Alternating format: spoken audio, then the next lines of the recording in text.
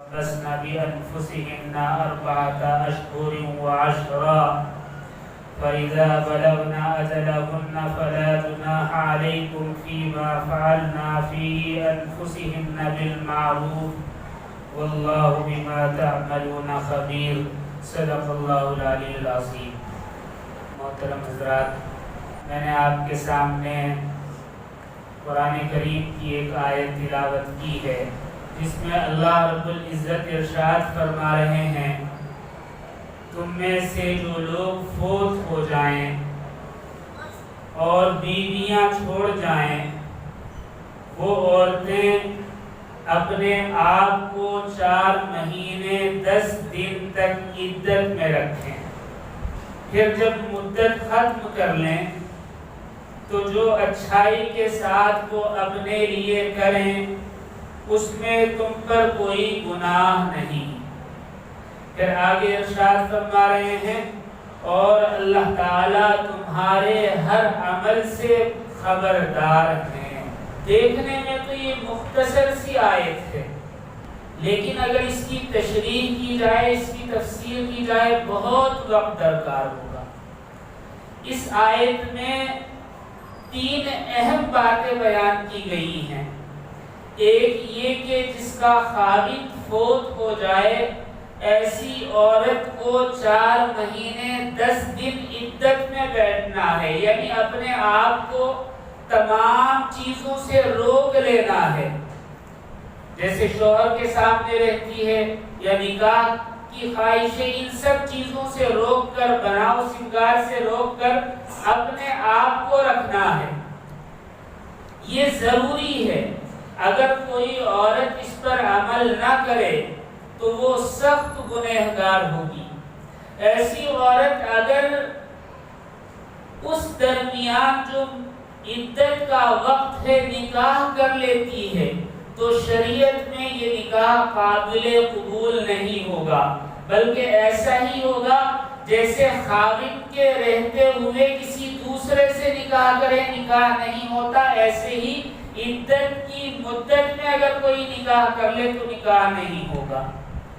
پھر اگلے حصے میں آیت کے ارشاد فرمایا کہ مدت ختم ہونے کے بعد جو کچھ وہ بھلائی کے ساتھ چاہتی ہیں کر سکتی ہیں، یعنی اگر وہ نکاح چاہے تو کر سکتی ہیں، کوئی حرج کی بات نہیں۔ آخر میں ارشاد فرما دیا کہ اللہ تعالیٰ جو کچھ تم کرتے ہو اس سے باخبر ہے۔ مطلب یہ کہ اگر وہ عورت نکاح چاہتی ہے اور کوئی اس میں دخل دے رہا ہے، یا کوئی آدمی زبردستی اس سے نکاح چاہتا ہے تاکہ اپنا فائدہ حاصل کر سکے، تو اسے یاد رکھنا چاہیے کہ یہ سارے معاملات اللہ رب العزت دیکھ رہے ہیں۔ یہ مختصر سی بات ہے کہ ایک مسئلہ نکل رہا ہے، ظاہری طور پر یہ بات سامنے آتی ہے۔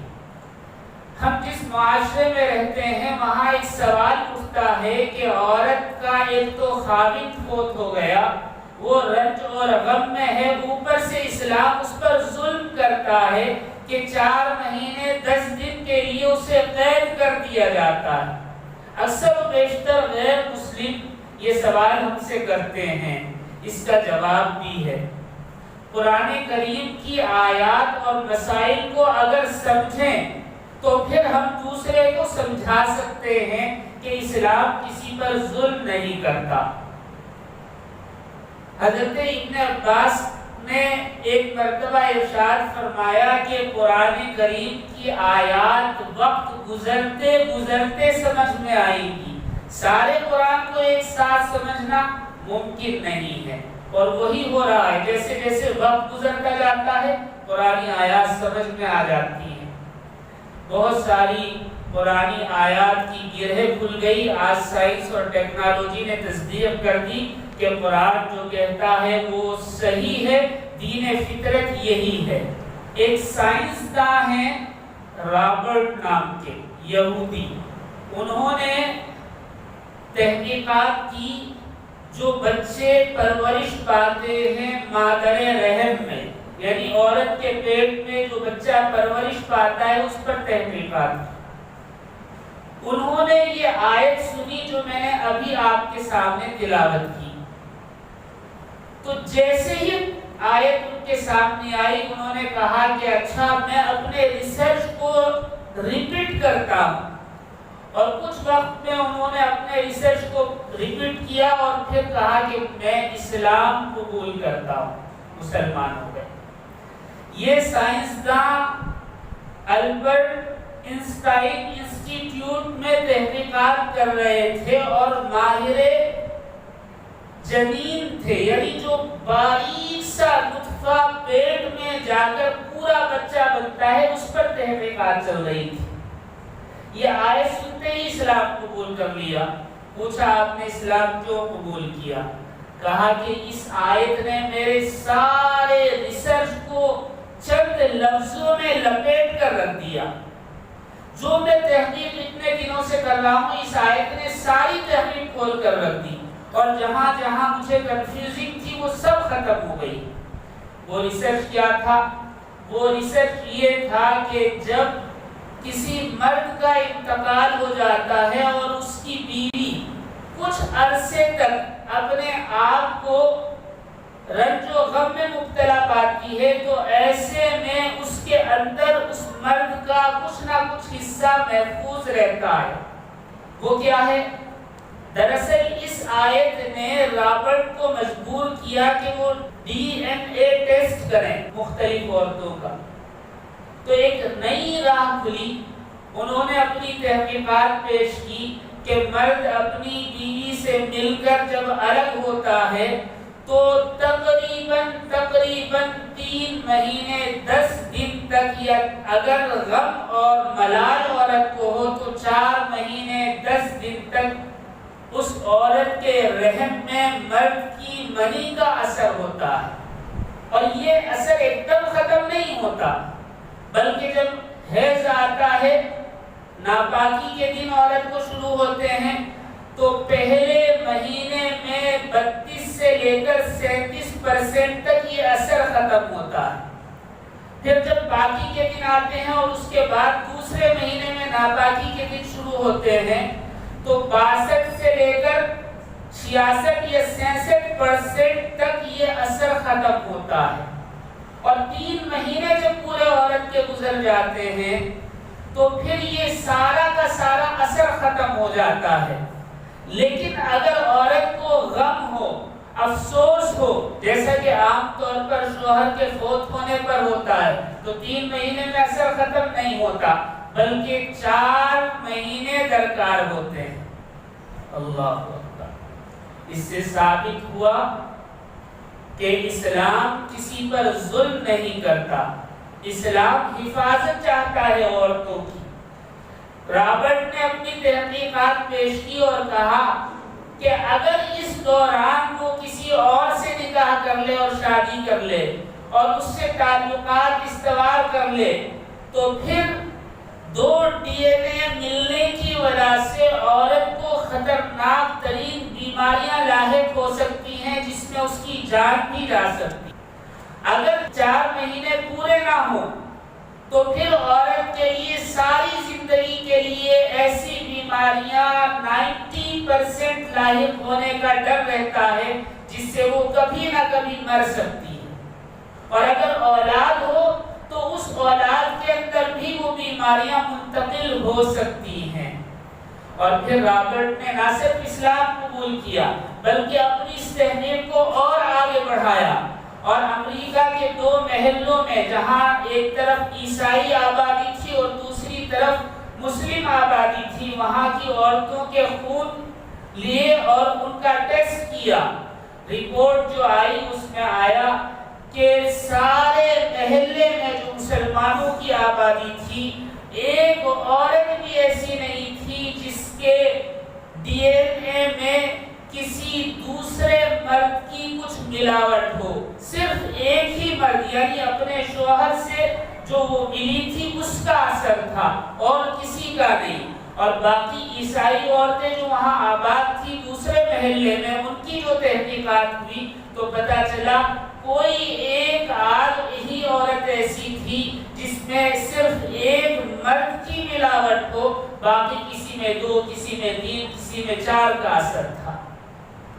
رابرٹ نے اپنی اس تحقیق کو اور آگے لیا اور پھر ایک نتیجہ نکالا اور پھر بیان دیا کہ اسلام ہی تنہا ایسا مذہب ہے جو عورتوں کی حفاظت کرتا ہے اور سماج میں ہم آہنگی کی ضمانت دیتا ہے۔ مسلم عورتیں دنیا کی سب سے صاف ستھری اور پاک دامن عورتیں ہوتی ہیں۔ اسلام کے علاوہ کوئی اور عورت اگر دعویٰ کرے کہ میں پاک دامن ہوں، پاک صاف ہوں، تو اس کے اس قول میں ڈاؤٹ ہو سکتا ہے، اس لیے کہ اسلام ہی تنہا مذہب ہے جو عورت کی نہ صرف حفاظت کرتا ہے بلکہ اس کی جسمانی روحانی طور پر حفاظت کرتا ہے۔ اللہ اکبر، یہ وہ تحقیق ہے۔ وقت کے ساتھ ساتھ آیتیں سمجھ میں آتی ہیں۔ اس آیت میں جو آگے اللہ رب العزت نے ایک بات اور ارشاد فرمائی، جب مدت ختم کر لیں تو جو اچھائی کے ساتھ وہ اپنے لیے کریں اس میں تم پر کوئی گناہ نہیں۔ یہ اس لیے ارشاد فرما دیا کہ زمانہ جاہلیت میں بھی بیوہ کے ساتھ نکاح کو معیوب سمجھا جاتا تھا، اور ہمارے یہاں ہندوانہ رسم و رواج کی وجہ سے بھی ہمارے یہاں بھی اسے عیب سمجھا جاتا ہے۔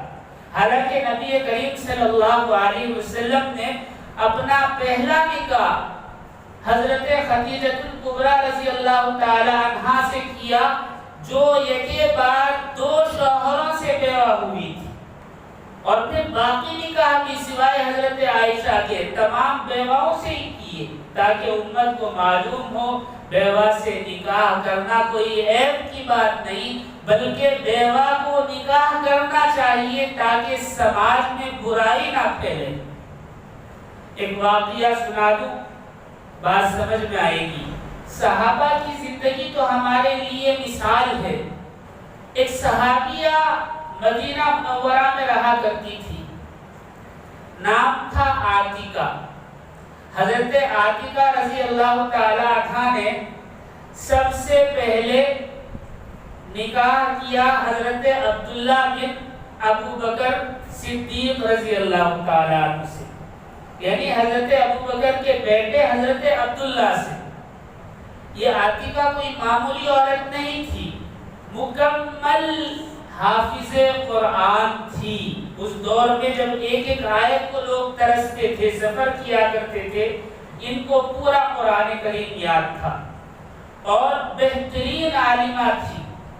اور نبی کریم صلی اللہ علیہ وسلم نے جن چند عورتوں کے نام گنوائے تھے ان میں ان کا بھی نام شامل تھا۔ چند عورتوں کو آپ صلی اللہ علیہ وسلم نے فرمایا تھا کہ یہ شاعرات ہیں، شعر کہنے والی، ان میں حضرت عاتقہ کا نام بھی شامل تھا۔ ایسی ذہین علم رکھنے والی، قرآن کی حافظہ اور شعر کہنے والی عورت، سب سے پہلا نکاح حضرت عبداللہ بن ابو بکر رضی اللہ تعالی عنہ سے ہوا۔ لیکن حضرت عبداللہ جنگ طائف میں شہید ہو گئے تو انہوں نے عدت پوری کی۔ جب عدت پوری ہو گئی تو حضرت عمر رضی اللہ تعالی عنہ کے ایک بڑے بھائی تھے حضرت زید، پھر انہوں نے ان سے نکاح کر لیا۔ لیکن حضرت زید رضی اللہ تعالی عنہ بھی جنگ یمامہ میں شہید ہو گئے تو یہ پھر بیوہ ہو گئی، تو انہوں نے پھر 4 مہینے 10 دن کی عدت پوری کی۔ جب عدت پوری ہو گئی تو پھر حضرت عمر فاروق رضی اللہ تعالی عنہ نے ان کو نکاح کا پیغام دیا، انہوں نے قبول کر لیا۔ ایک عرصے تک حضرت عمر فاروق رضی اللہ تعالی عنہ کے نکاح میں رہی۔ آپ جانتے ہیں حضرت عمر فاروق بھی شہید کر دیے گئے، مصلی پر فجر کی نماز پڑھا رہے تھے، چاقو مار کر آپ کو شہید کر دیا گیا، آنتیں ساری باہر آ گئی۔ یہ پھر بیوہ ہو گئی، پھر عدت کے دن پورے کیے، اور پھر حضرت زبیر بن العوام کے ساتھ انہوں نے نکاح کر لیا۔ حضرت زبیر بن العوام رضی اللہ تعالیٰ عنہ کے نکاح میں کچھ وقت تک یہ رہی، لیکن حضرت زبیر بن العوام بھی شہید ہو گئے۔ انہوں نے پھر عدت کے دن پورے کیے، 4 مہینے 10 دن۔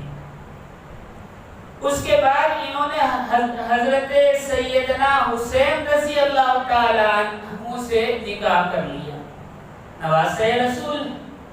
ایک عرصے تک آپ کے نکاح میں رہی، آپ کی خدمت میں رہی، لیکن سب جانتے ہیں کہ حضرت حسین رضی اللہ تعالیٰ عنہ کو کوفہ والوں نے کس طرح دھوکے سے بلایا اور کربلا میں شہید کر دیا۔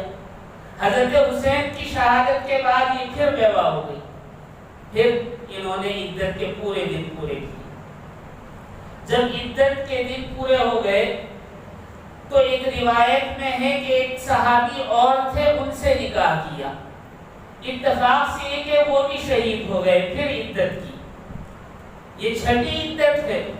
اس کے بعد جب عدت پوری ہو گئی تو پھر ایک اور صحابی تھے، ان سے نکاح کیا، لیکن وہ 7ویں صحابی بھی شہید ہو گئے، اور پھر انہوں نے 7ویں مرتبہ عدت پوری کی۔